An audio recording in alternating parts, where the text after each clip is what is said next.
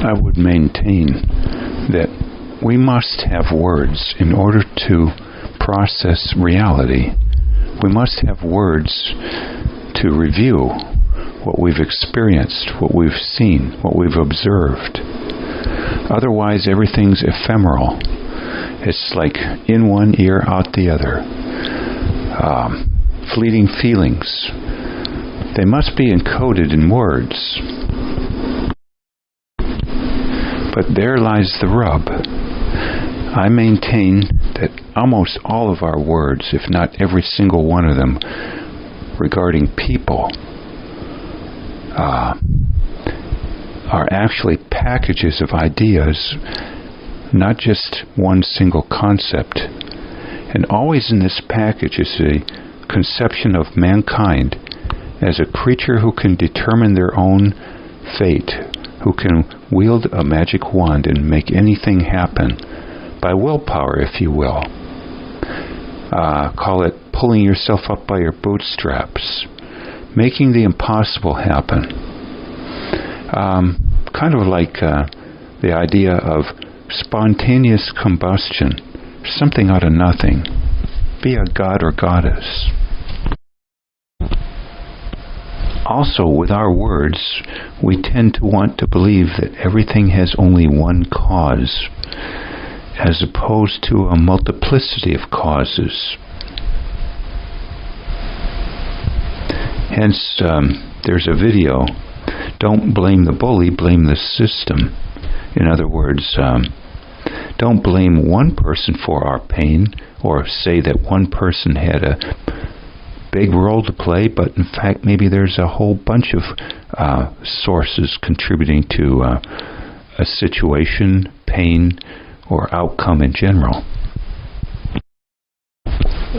Finally, I'd say there's words associated with our conceiving ourselves to be a distinct entity. When we say I, for instance, when we consider ourselves a separate being, a self-contained unit, as opposed to what I would call a network or a group. In other words, that we are not just some single entity, but we're actually a multiplicity of things that made us up. So to even call ourselves an I is very interesting. I would tack on here all the words that have to do with saying that we chose to do something, or that we made a mistake.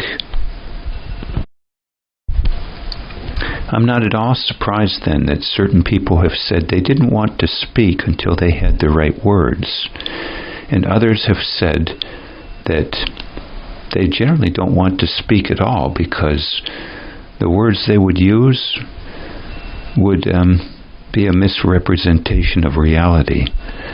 John Brahm, for instance, a Buddhist monk and leader of a monastery in Australia, has talked about this in one of his videos, I believe in June of 2022, on expectations.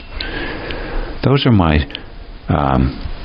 brief thoughts then on words and thinking. And it places us all in a quandary of sorts. For how do you sort the wheat from the chaff, so to speak? How do you winnow? How do you sort people out? How do you evaluate anybody if the words we tend to use, in my opinion, tend to stir up misconceptions about people, and thus anger, even rage, blame, if you want to call it, misconceptions about ourselves and others in general, and how things come about. Seems to me we need a total revision of our vocabulary set. We need totally new dictionaries written up.